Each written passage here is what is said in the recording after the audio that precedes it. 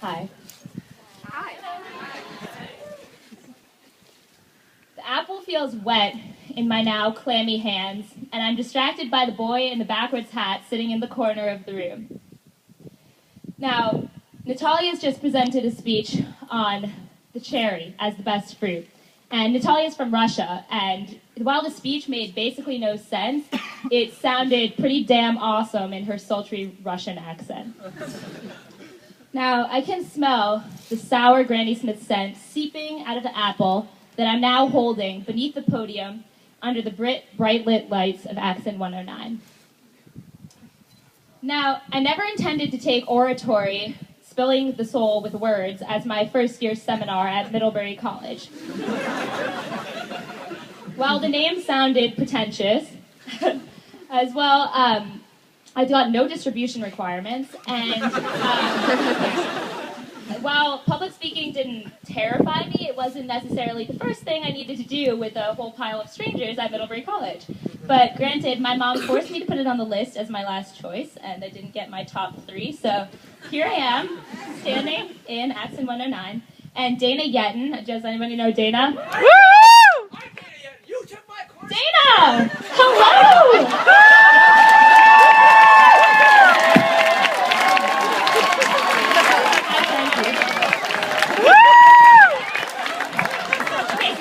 Yetton, who to my surprise on the first day is not a female, despite her female, which is a lot of exclamation points over the summer.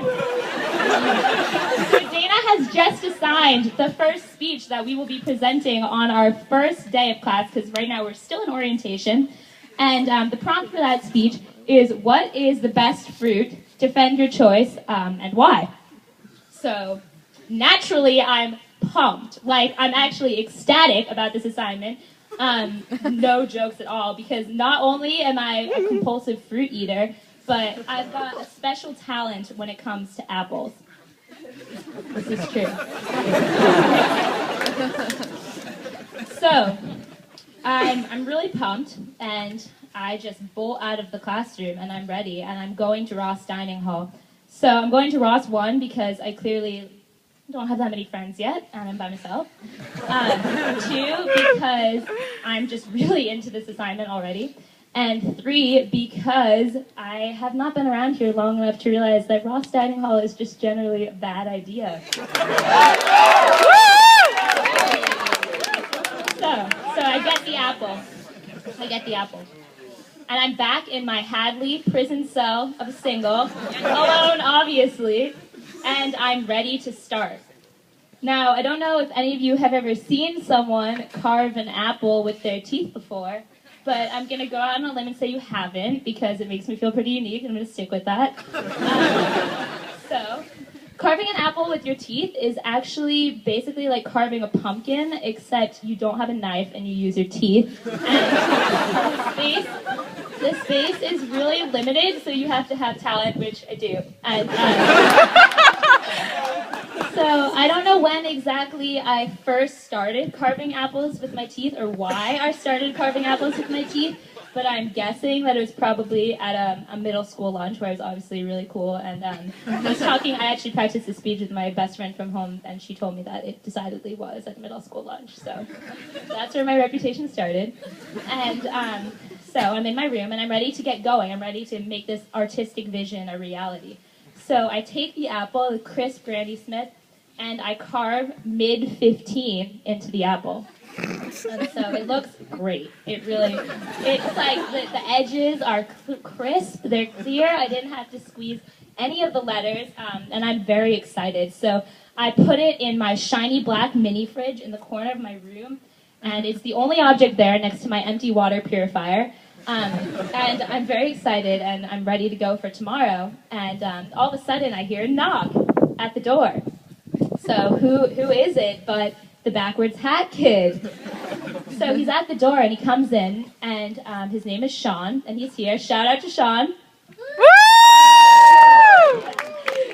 So Sean comes in, and Sean reminds me that we met last night at the hockey house, because naturally what you do on the first night of freshman orientation is you get wasted with strangers and go to the hockey house, which nobody ever went to again, at the bottom of the hill. At least that's what I did on the first night of freshman orientation. And so the conversation proceeds to flow really seamlessly. We're getting along really great. I'm thanking my mom for making me sign up for this first year seminar because things are looking good. So then, he poses the question, obviously, that I'm expecting, which is, like, what the hell do you think you're going to do for this fruit essay? So Sean's clearly baffled. He's not as into public speaking, it seems, yet. He's not as into fruit as I am. But thankfully, I've got it covered. So I respond.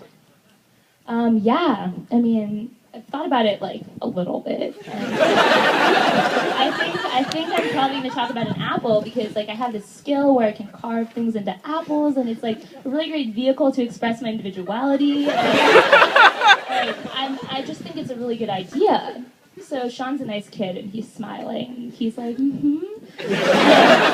But I can see the what the fuck look is kind of just, like, seeping out of everywhere on his face. So I'm looking to save myself. So I do exactly what we all hope I don't, and I go into my fridge and I take out the apple. Already carved, as you remember. So I show him the apple, and I'm like, so I start doing this with my teeth, and I'm, like, showing him that because my teeth are aligned, like, right on top of each other, because they are, it's actually kind of cool. You can see. So because they're aligned right on top of each other, like, it just gives me this skill that other people don't have, and I can carve things, like, really effectively, actually. And so I'm actually really into it. And so he's just like, what the fuck is this girl doing? And so, but he's nice about it, obviously. And so then our conversation ends shortly.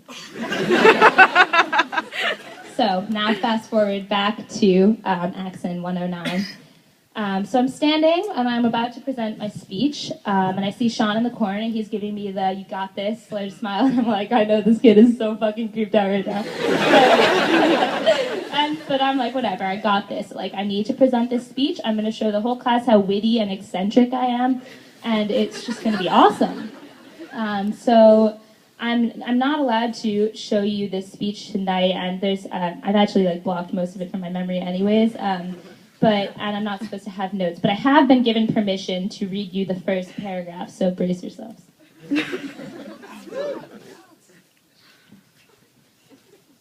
Okay. Banned from chewing gum and stuck with abnormally aligned teeth, I was once deprived. Self-conscious of my breath and unaccepting of my bite, beauty and boyfriends felt unattainable, and I never tolerated it. That was then. Today, I am transformed. Confident in my breasts and proud of my eccentricities. Who is to thank for such a metamorphosis? None but a fruit as unique in personality and appearance as each member of the human race. None but the apple.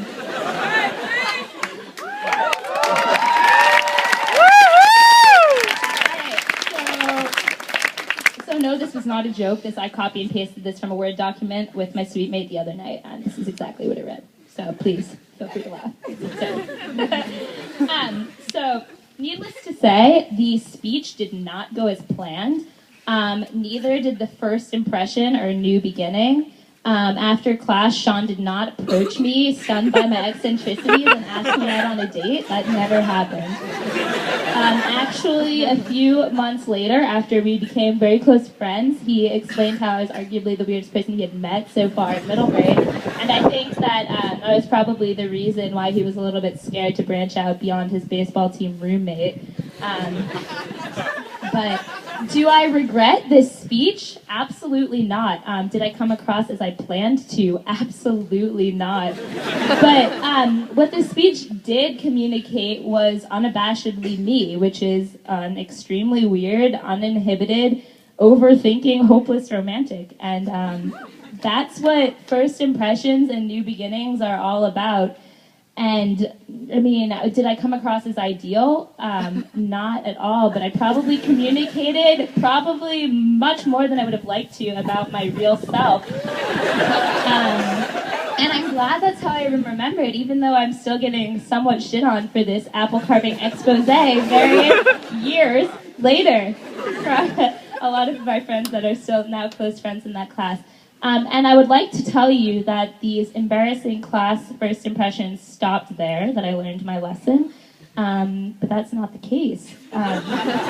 Most recently, actually, I intended to email my elderly, tenured, white, male, previously Episcopalian minister, Bible professor, whose class I was enrolled in for this fall at the beginning of the semester. I intended, because I was going to switch out of his class and be really adventurous and take a senior seminar, which I dropped out of.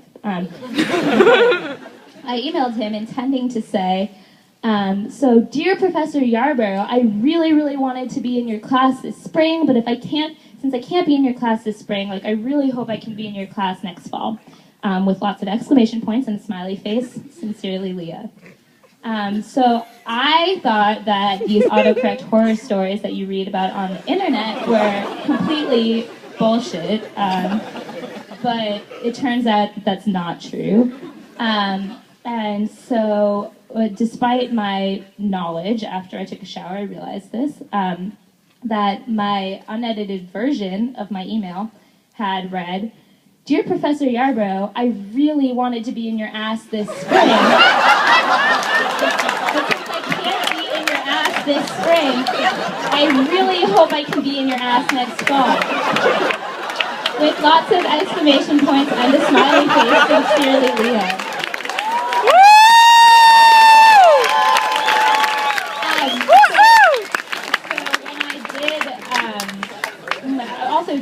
Despite my knowledge, I found this out when I heard people talking about me at Proctor a few weeks later. If Innocent is here in the crowd, I don't know if he is, but Professor Yarborough proceeded to tell this story to the entire class on the first day.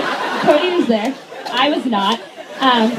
He still does not know this, but then when I did switch back into the class after a series of deliberations a week later, I'm sure he was quite surprised, and the first preliminary office hour meeting was, needless to say, interesting. So it appears that my favorite first impressions, or at least my most memorable new beginnings, are completely unedited, unabashedly me, not at all what I expected, and usually quite embarrassing, personally carved, but definitely me, and I wouldn't have it any other way. And so for all the prospies, that's my advice, is to not try to be something that you're not. And if you appear strange, that's what you are, so you might as well embrace it. Oh my god, and I forgot the best part. The apple. It's going to be in 1 second, I promise. I just wanted to show you guys.